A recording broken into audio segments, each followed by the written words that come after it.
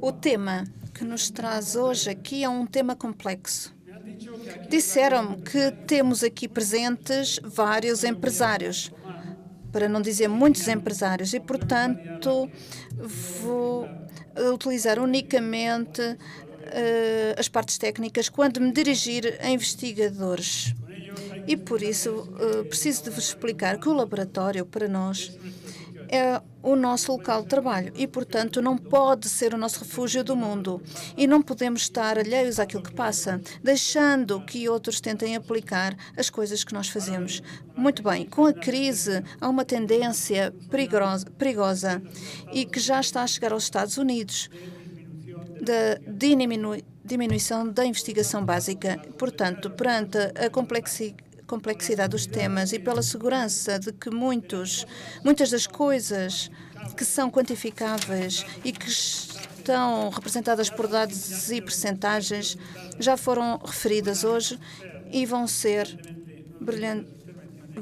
vão também ser referidas noutras intervenções. E, portanto, eu vou-me concentrar em 3 valores que eu penso que a ciência contribui e que também podem ajudar para a crise. É um tema limitado porque a crise é um tema muito complexo. Não é a mesma coisa uma crise de uma saúde que pode ser uma constipação ou uma crise a nível de Portugal que pode chegar ao nível de uma pneumonia. Portanto, vou-me concentrar, digamos, em explicar que a crise oferece uma única oportunidade à mudança, porque se não existirem momentos de crise, também não vai haver mudança. E o próprio Einstein dizia isso. A crise, dizia ele, pode trazer questões benéficas porque nos obriga a questionar os nossos valores. E a verdade é que na crise atual, no coração da crise, não só temos problemas técnicos e económicos. Na minha opinião, a crise, além disso, é um desastre em que estamos a assistir a coisas que estão a funcionar de uma forma que nunca pensaríamos que iriam funcionar assim. E a competência técnica e também a ausência de liderança política e humana. E tudo isto está no coração da crise. E a crise pode nos ajudar, no nosso caso concreto, a evidenciar o papel da ciência, o talento e, sobretudo, a criatividade nas nossas sociedades modernas. Um dos pilares sólidos na educação e na investigação, a inovação e cultura, são dados que contribuem para a criatividade e que não vão ser retirados da crise.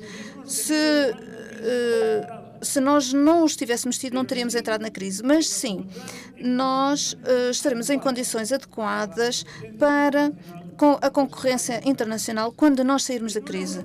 Numa Europa que tem 7% da população, 18% do PIB e mais de 50% das despesas sociais, isto não é algo que nos possa dar vergonha, mas, ao contrário, devia nos fazer sentir orgulhosos. Mas, para podermos prosseguir, temos que criar uns pilares que nos levem a uma produção e uma relação entre a ciência e a economia e os valores culturais. E é esse tema que me traz aqui hoje. É o tema, não é só uma questão de investigação básica, porque existem empresários aqui que já o fizeram e é uma oportunidade que eu não gostaria de desaproveitar. Num momento de crise, a investigação universitária, a básica, é sempre um alento. Porquê? Porque muitos não têm consciência do papel crucial que desempenham. Vejam o que é que dizia o ex-presidente de uma comunidade autónoma espanhola que está mesmo ao lado de Portugal, que faz fronteira com Portugal, digamos, é a Serra de Conquistadores, isto para não dizer o nome. A investigação universitária, como dizia eu, tem um componente básico que não pode continuar a ser subsidiado em tempos de crise e em pleno século XXI, pela razão de que a nossa sociedade precisa de projetos de investigação aplicada que acrescente valor, riqueza e emprego à nossa sociedade. Isto é desconhecer como é que funcionou a ciência no século XX. O que acrescentou valor a riqueza, bem-estar social, a nossa economia, é um desenvolvimento harmonioso do básico, daquilo que é aplicado pela tecnologia e pelos valores, e que implicou a sociedade. Não se gera riqueza investigando aquilo que vai gerar a riqueza, por uma razão simples. Até hoje, nenhum científico tem as propriedades do Espírito Santo, e há valores da ciência que eu vou falar e que são os úteis, são os mais úteis, na minha opinião, para podermos sair da crise. E são três. O primeiro é o otimismo. Existe demasiado pessimismo na nossa sociedade. Uma sociedade que vive no pessimismo não progride. Segundo, criatividade. A ciência por em cima de tudo. Exatamente o que a nossa economia precisa para produzir inovações disruptivas que possam mudar a tecnologia e a criatividade. O sistema educativo deve centrar-se em fomentar a criatividade e, em qualquer caso, não o deve destruir. E terceiro ponto, a longo prazo. A ciência a longo prazo. Continuidade das políticas. Este é o tema da minha apresentação. Vou começar com o otimismo. A ciência fundamenta-se no otimismo, ou seja, numa fé. É curioso que a ciência se possa basear em fé, em acreditar que os problemas têm solução. E, além disso, os científicos, nós somos da opinião de que as soluções virão da fé. A ciência fundamenta-se em otimismo e em fé. Os problemas têm que ter solução. Não há problema científico de que o mundo tenha que ser compreensível. É verdade que os êxitos do passado justificam a fé e a esperança no futuro, mas não há prova científica de que o mundo tenha que ser entendível. É realmente maravilhoso que o seja e que, além disso, que seja redutível. Até agora são algoritmos matemáticos, mas não é nada natural, porque existam leis naturais. Isto é o que o grande historiador de Harvard refere, o encantamento jónico, diz ele, como referência a esta situação. Este é o primeiro valor da ciência. E, mais uma vez, Deus é útil, mas não é maligno ou malicioso. Segundo ponto mais importante, criatividade. A educação, na minha opinião, tem que estar em boas condições à saída da crise. Tem que ser uma educação para a criatividade. A ciência, em cima de tudo, é criatividade. Não é método científico, também é. Nem é trabalho, que também é, mas é criatividade. E, portanto, não podemos aprender a fazer ciência lendo livros sobre como fazer ciência ou o método científico. Não existem métodos científicos. Vocês não vão a um lugar para aprender um método científico. Claro que há técnicas, mas não há métodos científicos. A ciência não pode ser aprendida como uma receita. Só se pode aprender a fazer ciência bem, fazendo-a com aqueles que a fazem bem desde o princípio. E, portanto, a melhor política científica para as entidades portuguesas é convidar os melhores a Portugal, levar os melhores de Portugal ao estrangeiro e, assim, terão uma atividade rentável. Temos que aprender a nadar nadando, mas não a ler livros sobre natação. E a escola? Não vai nesta direção, não está a andar na direção, porque a escola é conservadora. Eu não posso falar sobre a educação portuguesa, mas conheço muito bem a educação espanhola.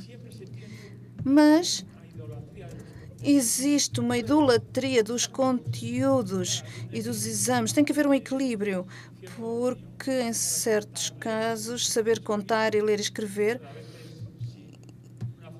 e sem formação, as intuições geniais não são só triviais repetições quando não são estúpidas e são sugestões unicamente.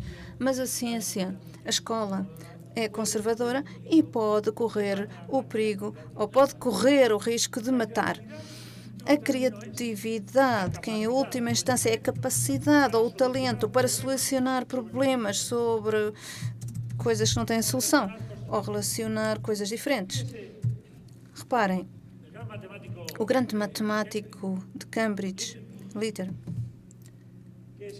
que é aquele que, em conjunto com Ramarok e com Hardy, convida o gênio famoso índio, já foi feito um filme sobre ele, que tinha um talento natural, codifica as fases de criatividade de uma forma que me agrada. Ele tem um livro muito bonito, A Apologia de um Matemático. É um livro lindo sobre matemática, muito curto e muito bem escrito. E um dos melhores textos sobre criatividade que eu já li foi este. As fases que um científico faz para ser criativo, e isto é muito discutível, porque a criatividade é muito difusa e confusa, racional e tem elementos de todo o tipo, mas parece-me que é muito bom estas fases de lítio. Preparação. A primeira fase é a preparação. A preparação, quando estamos confrontados com um problema, o problema tem que ser destilado, desnudado dos seus aspectos acidentais e tem que ser extraído o essencial. Mas, sobretudo, em ciência, tem que ser mantido na cabeça e na mente durante muitos períodos de tempo. Este conselho é de Newton. Quando perguntaram a Newton como é que você chegou ou conseguiu entender a gravitação, a sua resposta foi pensando continuamente nela. E nesta parte do processo criativo, a competência técnica é essencial. Uma pessoa treinar-se até ao esgotamento ou fazer um treinamento férreo é contraproducente. Por exemplo, o touro de Picasso. Alguém pode imaginar que Picasso pode fazer este desenho com a mão esquerda? No País Basco, normalmente jogamos com a mão direita. Que capacidade técnica tem uma pessoa que ter para fazer isto? Experimentem. O Picasso conseguiu, e depois desta exibição técnica que ele vai desenhando, porque ele era muito bom em desenho, e ele ia destilando aquilo que era o essencial do touro, até chegar ao ponto essencial. Portanto, competência técnica. O científico não fazia nada novo sem dominar as técnicas do seu ramo. Se as técnicas experimentais, conceptuais, o avanço é o resultado da habilidade e da técnica. Muitos dos avanços claros da epistemologia mais difícil da física quântica surgem de dominar, controlar e utilizar tecnologias clássicas. A segunda é a incubação. A incubação é o trabalho do subconsciente. Durante muito tempo, ou pouco tempo, pode ser uma semana, um dia, pode ser a Pamplona em Ponte Grande ou Ponte Pequeno, mas eu estou a dar voltas e voltas e voltas ao mesmo assunto, porque a angústia de não o saber me aborrece e, portanto, a incubação é inconsciente. E depois aparece, em muitos casos, e não tem que ser uma grande coisa, a iluminação. Isto acontece habitualmente quando a mente está a trabalhar. Mas em sistemas relaxados, a iluminação é o passo do inconsciente para o consciente. What rings the bell? Mas é um momento básico, ou mágico. Todos os autores sentiram isto quando não só vê uma coisa pela primeira vez. Por isso, a investigação é adictiva. É como se fosse uma droga. O momento do deslumbramento é uma maravilha de Deus.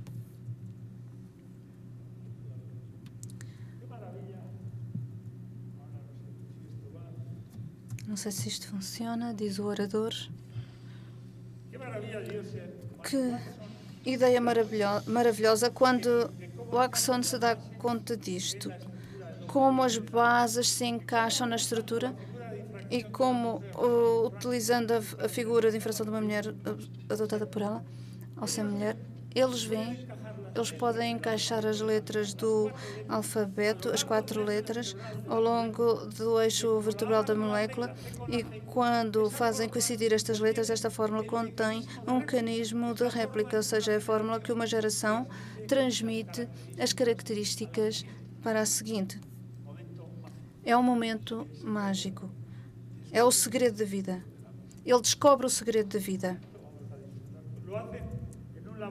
Isto é feito num laboratório de físico da Universidade de Cambridge.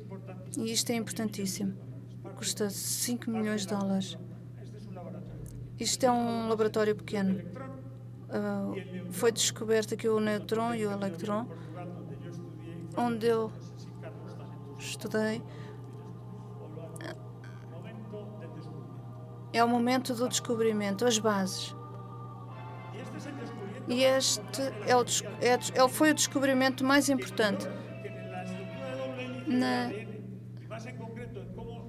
Como as letras que fazem parte do alfabeto da vida se articulam ao longo do eixo vertebral da molécula e constitui a fórmula pela qual uma geração transmite as características à seguinte.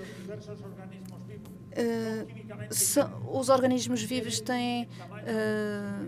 são idênticos, diferem em tamanho. Partilhamos os mesmos genes com as moscas, por exemplo, algo que vocês se calhar não sabem, mas que quando ouvem algumas declarações na televisão, ficam a saber. A terceira é a iluminação e depois a verificação. Uma vez que a ideia surgiu, é preciso que exista uma grande componente técnica para a desenvolver. É algo difícil, mas é o processo da criatividade. A criatividade não é só isto. A criatividade não é conhecimento. É vontade, ações, convicções, é sentir, é confiança e ambição. Confiança para tentar seguir um caminho mesmo que se fracasse. Aquele que tem medo de fracassar nunca vai ser criativo. Há pessoas que não gostam de não ter razão ou de se enganar. E isto pode provocar um derrame sociológico.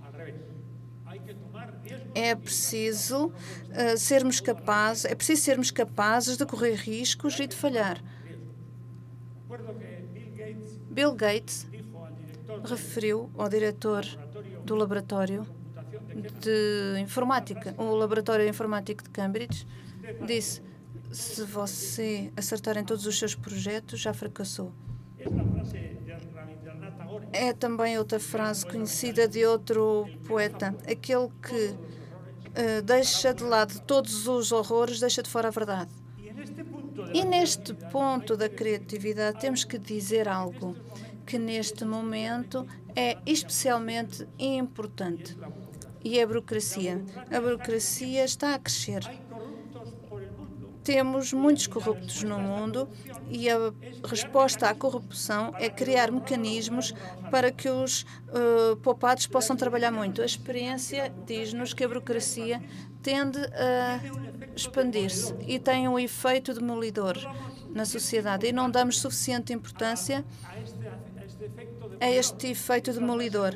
É a frase de William Hay. A mesma lei para o boi e para o tigre também se aplica à pessoa. Esta falta de criatividade existe, por exemplo, nos projetos europeus. No momento atual existe uma tendência de fixar objetivos para a ciência, servir às necessidades e sempre necessidades imediatas. Os burocratas promovem projetos nesta direção. Isto é perigoso, porque não tem criatividade. Só melhora e incrementam projetos ativos e não tecnologias disruptivas que possam mudar a economia. Esta falta de criatividade, quando me disseram que foi publicado um artigo pela Universidade de Cambridge que em audiências inteligentes e emocionalmente corretas não podemos ter a atenção delas durante mais do que 15 minutos. Felizmente para vocês, a Universidade de Harvard, em conjunto com a Universidade de Cambridge, publicou na semana passada um estudo em que, ratificando esta ideia de que não é possível manter a atenção das pessoas por mais do que 15 minutos, dizia que a partir dos 15 minutos concentram-se fantasias selvagens de todo tipo. Portanto, não vou pedir desculpa pelo grande momento de prazer que eu vos vou proporcionar. Mas, para que não me esqueça das fantasias, numa reunião da comissão, onde eu estive, ou onde eu participei com um colega português, o presidente de uma grande companhia em Londres tinha uma entrada para assistir ou para ouvir a Sinfonia Inacabada de Schubert. E como não pôde ir, ofereceu a sua entrada ao diretor do pessoal. No dia seguinte, ele encontrou e perguntou-lhe, então, como é que correu o concerto? E o diretor respondeu, amanhã entrego-lhe o relatório. Ele ficou muito surpreendido. O presidente realmente ficou muito surpreendido e no dia seguinte entregaram-lhe o seguinte relatório. Relatório sobre o concerto inacabado de Schubert. Durante consideráveis períodos de tempo, os 4 bois não têm nada que fazer. Deveríamos reduzir o seu número e o seu trabalho deveria ser distribuído entre toda a orquestra, eliminando assim os picos de atividade. Os 12 violinos estiveram a tocar as mesmas notas. O número de músicos deveria ser reduzido. Se quisermos ter um maior volume de sonido, podemos fazer isto com um aparelho eletrónico. Foi feito um grande esforço para tocar algumas notas. Recomenda-se que todas as notas sejam reduzidas para o acorde mais aproximado. E podíamos utilizar pessoal de baixa formação para fazer isto. Não serve para nada. Passagens que já foram tratadas pelas cordas.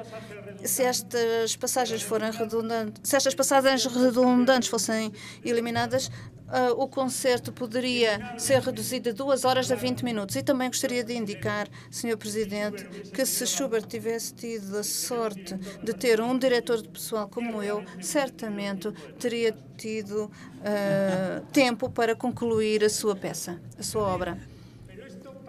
Mas isto acontece em projetos educativos. Às vezes, damos exames às crianças para satisfazer as necessidades do professor e não do aluno. E também financiamos projetos em que perguntamos o que é que você vai obter nos primeiros 6 meses. Isto se chama analisar corretamente alguma coisa, mas com parâmetros. Com a música a tocar é absolutamente impossível ouvir corretamente o orador.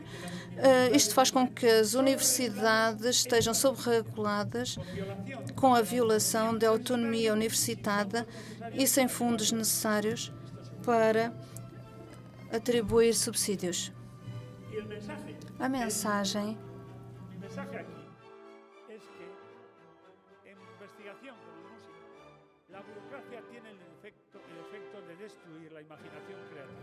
estamos a destruir a imaginação criativa. E se quisermos ter uma influência na economia, temos que estar livres de excessos burocráticos. A minha mensagem é muito simples. Mais importante e, sobretudo, mais rentável para a economia também do que dirigir a investigação para fins pré-fixos é criar uma atmosfera para que a criatividade possa ser desenvolvida. Esta é a única forma de contribuir de uma forma eficaz para uma inovação que mereça a pena. Definitivamente, a sublime utilidade da ciência Pensar no inútil foi a coisa mais útil e desejar fanaticamente o útil pode converter-se no mais inútil. E um dos objetivos que nós temos no século XXI, os científicos, é salvar a ciência do excessivo utilitarismo. Os grandes avanços foram mudanças qualitativas. Francis Bacon dizia isso quando pensava na bruxa. As mudanças, os descobrimentos que mudaram a economia são, na versão que eu li, são diferentes em género. São qualitativamente diferentes. Exemplos claros nós temos. A física quântica, que mudou o mundo e que permitiu, através da difração de raios-x e da interpretação da ligação química, entender a estrutura do ADN e levar-nos para a medicina personalizada. A engenharia genética, os anticorpos monoclonais. Vimos que nós temos aqui um professor de ressonância magnética. Parece que isto é uma palavra maldita. Mas eu continuo a chamar esta ciência ressonância magnética. Portanto, ressonância magnética de imagens é um exemplo da utilidade da ciência. Mas é mais simples. Os estudos detalhados e profundos dirigidos para melhorar a qualidade das velas levou-nos à lâmpada, à invenção da lâmpada. E depois, ressonância magnética, se nunca tivesse sido encontrada, nunca teríamos chegado onde chegamos, porque conhecíamos a ciência básica, foi aplicada e o resultado não entrou no caráter moral, a bomba atómica. E não sabíamos o suficiente sobre a ciência básica e isto não levou a nada. A ressonância magnética é importante para a compreensão do comportamento em campos magnéticos. Ninguém poderia imaginar que isto poderia ser tão importante, até mesmo para criar ou para estudar a criatividade. Isto é um testemunho inegável da sublime utilidade da ciência. Sofisticadas matemáticas aparentemente inúteis são as que permitem que os computadores não colapsem ou não façam com que a internet possa colapsar. A nanotecnologia.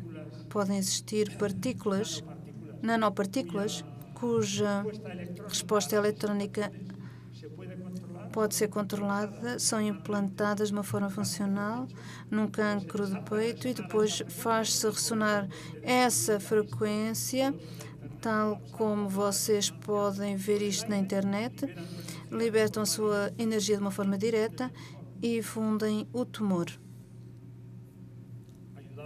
Ajudados pelo facto de que a resposta à ressonância é um infravermelho e o corpo apresenta uma janela no infravermelho. Os GPS. O GPS precisa de duas teorias que são abstratas, as mais abstratas do século XX. A teoria da relatividade restringida e geral. O satélite à volta da Terra tem que ser sincronizado para levar em conta de que quando está num campo de gravidade, o satélite que gira a Terra tem um tempo diferente, ou segue um tempo diferente. E ao mover-se o satélite a uma grande velocidade, 27.000 km por hora e 300.000 km por segundo, o tempo também é mais lento, também avança mais lento, de uma forma mais lenta, e estes dois tempos são compensados e no total é feita uma correção de 38 microsegundos. O que é que você faz com o tempo que poupa? Podem me perguntar. Se isto não for corrigido nos relógios com esta precisão, o satélite, o GPS, acabaria por assumir um erro de 10 km. A ligação é outro exemplo. Uma solução para um problema. Quando se procurava uma solução para um problema, E isto é importante para a estética, para a cirurgia. A sublime utilidade da ciência, repito. Nós queixamos-nos muito, mas o que é preciso fazer é agir. Foram feitas grandes descobertas científicas. Vou referir duas. A primeira leva-nos a Paris em 1848, o ano da Revolução, uma crise económica muito profunda, o país revolucionário, o lema era igualdade e fraternidade. E existe um jovem que está a tentar investigar sobre as estruturas dos ácidos tartáricos e, na sua tese, encontra praticamente os seus trabalhos e que lhe abrem as portas para a química moderna. O segundo exemplo, Norwich, em Inglaterra, no ano 33, quando os Estados Unidos, em que a crise levou Roosevelt a referir que estava com medo. Dois químicos a trabalhar para o Imperial Chemical Industry. Eles queriam tratar materiais a grandes pressões para obter propriedades diferentes para depois patentear. E chegam ao polietileno, que nos permitem construir radares, isolantes, etc. Este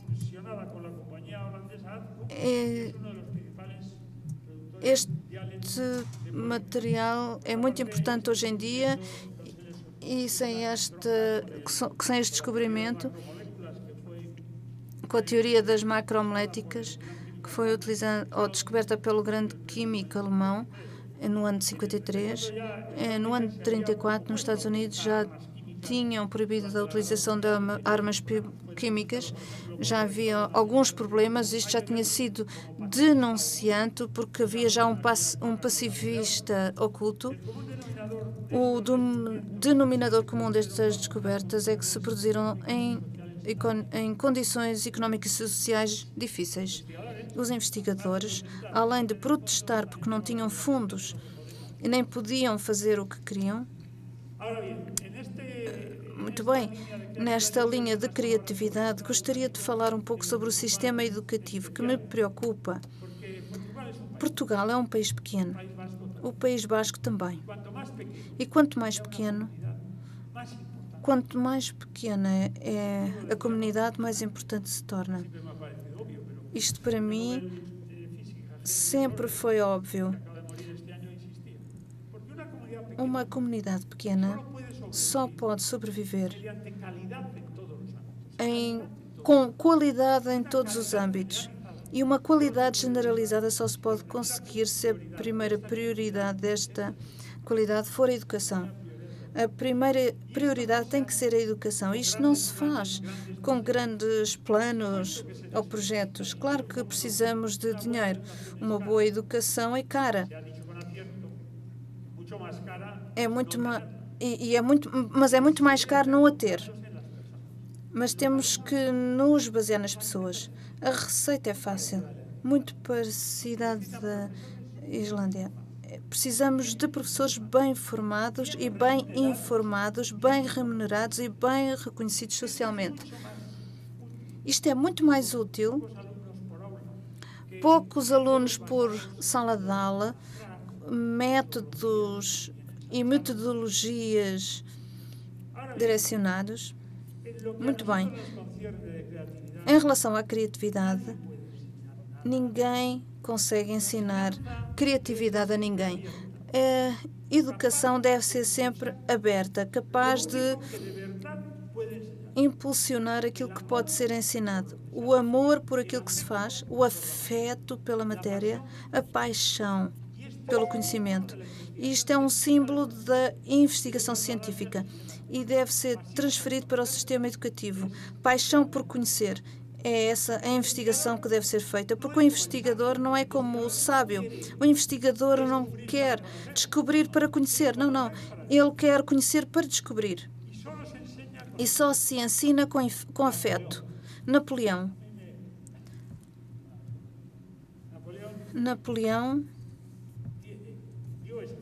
deu esse exemplo. Recordo-me de ter lido com grande entusiasmo o conselho de Napoleão a Murat quando ele disse: na batalha não é preciso dizer para a frente, mas sim sigam-me. É preciso dar o exemplo. E a mim impressionou-me muito quando li São Agostinho, porque quando leu a Hortência de Cicerão, quando disse: não só mudou as minhas opiniões, mas também modificou os meus afetos. Paixão por conhecer, o amor por conhecer. Hoje, com a crise, esse é um valor económico, é uma necessidade imperiosa. Ou seja, por mero pragmatismo, precisamos de impulsionar o sistema educativo, ou impulsionar no sistema educativo a paixão por aprender. E o tema da especialização universitária, eu creio que é um erro profundo. O conhecimento dos princípios básicos e a atitude para os adaptar de uma forma criativa aos previsíveis câmbios futuros é mais útil do que o domínio de matérias especializadas, por importantes e urgentes que elas possam parecer ou que até possam ser numa determinada altura. Isto não quer dizer que não sejam necessários os especialistas cada vez mais, mas em quê? Ou como é que isto pode mudar a vida laboral? O núcleo básico de conhecimento, não nos detalhes, que permitam a flexível adaptação às mudanças, é um valor económico, porque o mundo vai ter muitos problemas. E por isso, em relação àquilo que já foi dito, e uma vez que temos aqui alguns empresários, na minha opinião, eles podem ter muito boa fé, mas não dizem de uma forma correta que precisamos de estudantes que entrem diretamente no trabalho, que estejam super formadas desde o primeiro dia. Eu creio que uma universidade, e o primeiro objetivo deve ser proporcionar às empresas profissionais diretamente empregáveis, não está corretamente delineado. É bom para os tempos futuros. Outra recomendação para as universidades: é preciso cuidar dos outros ramos das humanidades. As ciências partem do humanismo moderno, fazem parte do humanismo moderno. A ciência deu resposta a muitas das perguntas do classicismo. A ciência, além das suas aplicações práticas, é uma parte essencial da cultura moderna. Nos últimos anos, mudou a concepção do mundo em que vivemos e de nós próprios. Na minha opinião, o edifício conceptual da ciência moderna é a obra coletiva e cultural mais importante da humanidade. Se calhar, a obra de arte coletiva mais importante, mas também é preciso de tratar das outras humanidades e outros ramos que não podem contribuir com contratos económicos para a universidade. Da mesma maneira que nós podemos fazer, os físicos e os químicos devem ser cuidados e tratados com valor. E isto uma universidade também deve tratar bem todos os outros ramos das humanidades que nos vão ajudar, porque nem tudo é conhecimento e sabedoria, etc. Temos que saber encontrar soluções para os problemas. Numa só palavra, temos também que dar-nos conta do novo paradigma. Eu penso que as nossas universidades, os nossos estudantes sabem muito, penso eu, mas entendem pouco. Às vezes também os professores sabem muito, mas entendem pouco. Entender vai muito mais além do saber. Entender significa apropriar-se daquilo que se sabe, passando pela experiência pessoal, para que, uma vez adquirida, possa ser transformado num instrumento de criatividade, de adaptação à mudança, de inovação e de levar rigor e talento ao sistema económico. Ensinar não é um processo como engordar patos com conteúdos para produzir. É preciso apropriar-se dos conteúdos. Começo com a minha parte final da minha intervenção: otimismo e criatividade a longo prazo. Vocês estão bastante atentos e isso agrada-me, e agradeço pela atenção que me estão a dispensar, sem fantasias. mas um pouco cansados. Estamos num momento, ou estou num momento particularmente perigoso, um orador, sobretudo, que se importa com a sua audiência. Porque é um momento perigoso, porque ele pode estar agora apaixonado pela sua apresentação e pode enaltecer. Portanto, eu gostaria de dar agora ênfase à parte final. Portanto, estes aspectos a longo prazo, a ciência e a criatividade. Nós estamos a utilizar os resultados dos anteriores. Hoje, um estudante de física quântica sabe mais de física do que Newton, que é o gênio do milénio passado, ou um dos 2 ou 3 génios, porque se apoiam no avanço que, entretanto, se verificou. Portanto, temos que saber manter a continuidade das políticas. E agora, num momento de crise, estamos dispostos a aceitar que, possivelmente, e digo só possivelmente, devemos atribuir fundos e pessoal a muitas das pessoas que nos levaram a esta situação, que gastaram fortunas e utilizaram métodos pouco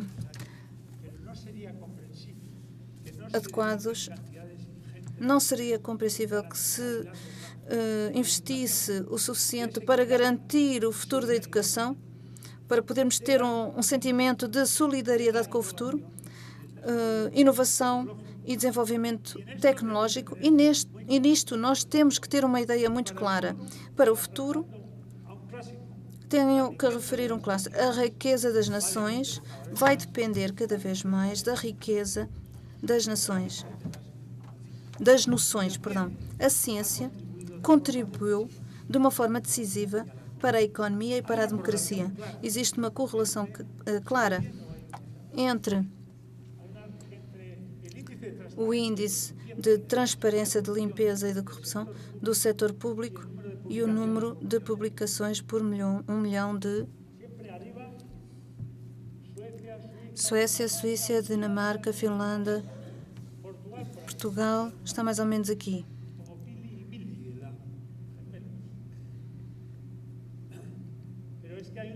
Existe uma correlação muito clara entre o número de publicações e a proporção do PIB por habitante.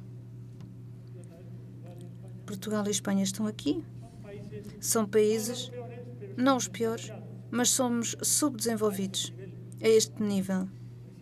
Os de sempre. A Noruega é diferente porque aqui o PIB é mais elevado devido ao petróleo que tem. Alguém poderia dizer, mas isto nós invertemos porque somos ricos, ou somos ricos porque investimos, ou investimos porque somos ricos? Boa pergunta. Temos estes autores que demonstraram num livro há 2 anos que as nações industriais, a investigação básica, serviu como um motor direto da inovação. E os estudos também provam os Estados Unidos. Este é o PIB por capita em função dos anos dos Estados Unidos no século. É quase uma exponencial. É multiplicado por 4. Per capita não cresce o PIB porque cresce a população. Também, durante os últimos 100 anos. Isto é um crescimento exponencial que existe, ou que exige, uma retroalimentação positiva. A lei exponencial é o que aumenta em proporção daquilo que tem. Ou seja, aquilo que nós fazemos, fazemos sempre para ter mais. E isto foi incentivado pela investigação, inovação e a tecnologia. Aqui tem o tamanho da investigação nos diversos países do mundo. Esta é a área da circunferência, a sua posição em percentagem do PIB. E aqui o número científico de engenheiros que justifica o crescimento exponencial. Temos Portugal aqui. Isto acabou de ser publicado na semana passada na revista Science. E vou concluir com o seguinte: nós temos um problema importante. Temos um problema em que a proporção de investigação básica está a diminuir. Porquê? Porquê é que está a diminuir? Vemos o país líder em investigação e desenvolvimento. A contribuição federal está a diminuir. A total é mantida, mas a federal está a diminuir. E isto tem duas consequências. Como as indústrias estão a deixar de lado a investigação básica, no passado sim tinham indústrias como a Telephone Company investiram muito em investigação básica de uma forma direta, mas estão a pôr de lado porque há uma grande distância, há um grande tempo entre o investimento e o resultado. São muitos anos até a investigação dar resultados. Por exemplo, a construção da barragem das Cataratas do Niágara até se descobrir a eletricidade, houve um grande período de tempo. Mas também está a diminuir a contribuição de investigação básica. Nos anos 60, 2/3 do orçamento americano tinha o governo federal e ou era aplicado na investigação básica. Agora temos 1/3. Estamos a matar a galinha dos ovos de ouro, parece. E porquê que é assim? Porque os americanos perceberam de uma forma muito clara esta situação. Em Espanha, algumas organizações empresariais pedem mais dinheiro para aquilo que dá dinheiro. Há alguns anos atrás, foi publicada uma carta pelos Chief Executive Officers americanos em que se lhes pediu o seguinte: no momento da verdade, o momento da verdade para a médica são os CEOs de companhias como a IBM, Kodak, Jack Wells, da General Electric, etc. As grandes companhias de base tecnológica norte-americana. E a carta diz o seguinte: a nossa mensagem é simples. O nosso sistema educativo e os seus programas de investigação têm um papel crítico e central no avanço do nosso conhecimento. Sem o apoio federal adequado, o nível da investigação universitária se deterioraria. A indústria americana deixaria de ter acesso a tecnologias básicas e a científicos e engenheiros bem educados que serviram bem os interesses da América. Não são os ministros da Educação ou os reitores, são os CEOs das companhias americanas. Portanto, respeitosamente solicitamos que mantenham o apoio a um vibrante programa de investigação universitária com visão de futuro. E isto está bem feito, é correto, porque, apesar de que o problema da apropriabilidade da investigação, por que é que eu vou investigar com um país se todos vão tirar proveito disso? Aqui é o problema de somar zero. Se ninguém investigar, já ninguém aproveita. Um país pequeno pode cometer o erro de não o fazer. Agora, os Estados Unidos, não. E esta diminuição da investigação é preocupante para todo o mundo. Mas os países pequenos têm que ter uma base de investigação básica, substancial, proporcional ao seu PIB e com grande qualidade. Aqui a qualidade é muito mais importante do que a quantidade, porque as análises das patentes mostram uma grande correlação geográfica, ou seja, as pessoas, os industriais, utilizam muito mais ciência básica do seu ambiente do que o geral, porque têm base imediata. Portanto, é bom ter uma investigação de excelência no país. Só as grandes universidades americanas é que têm. Eles falam de anclagens geográficas. Os bascos, nós tentamos fazer alguma coisa deste tipo, conceitos de excelência. Porque estes centros em universidades como Harvard, não é pouco frequente que eles tenham duas visões. Protegem e avançam a investigação básica, mas também fazem com que a ciência básica seja mais transferível em aplicações e tecnologia. E temos aqui um grande exemplo. O 24º o país do mundo em produção económica seria as Fiji. E isto é importante porque a base científica é tão grande que existe a possibilidade de aumentar isto para solucionar os problemas. E os problemas que nós temos hoje em dia não se resolvem sem alimentação, saúde, energia, crescimento da intolerância dos fundamentalismos, etc. Nós temos que utilizar mais ciência e continuar a avançar, porque a expansão das atividades do conhecimento colocam-nos em contacto com a fronteira do desconhecido. Não sei se já alguma vez pensaram que o produto maior do avanço do conhecimento é o avanço da ignorância. O produto do conhecimento é sempre menor do que o avanço da ignorância. Existe uma lei igual à lei da conservação da energia, a lei da conservação da ignorância. A ignorância inconsciente passa a ser consciente e aqui entra a criatividade. É como o palhaço do circo. Se a luz que o ilumina é pequena, a parte escura à sua volta também é pequena. Se a luz aumenta, verificamos que existe muito mais oscuridade. Portanto, a ciência avança criando ordem no caos, mas criando o caos no processo. Esta é a frase de Neruda. O caos regressa à ordem, de acordo com este autor. Nós temos que nos permitir investigar, mas não nos podemos deixar de permitir não investigar. Um país com uma base de investigação é capaz de assimilar e até copiar o alheio de uma forma muito mais eficaz. E dois aspectos mais antes de concluir. A ciência e a investigação básica, além de contribuir para a cultura, como eu já referi, além do otimismo e da criatividade, contribui com três coisas. Pessoas, que são fonte de inovação do sistema produtivo com coragem intelectual e visão estratégica do futuro.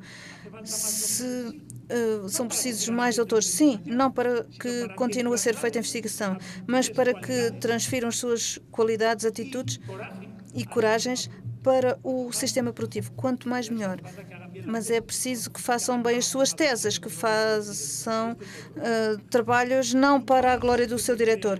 Um país que cria investigação básica deve se preocupar com aquilo que acontece nas fronteiras do conhecimento e tem que criar um clima de excelência e de tratamento dos outros problemas.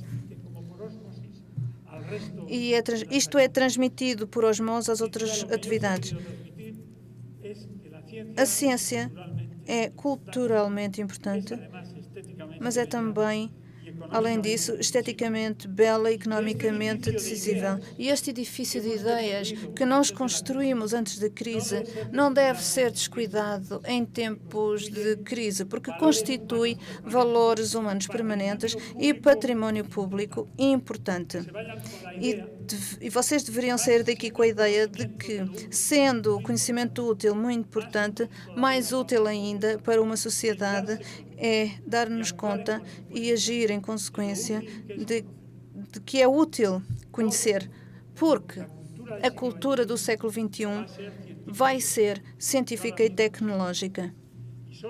E só os países que tenham esta consciência e os empresários e políticos desses países devem também agir em consequência, sendo assim protagonistas do seu futuro. E é tudo. Muito obrigada.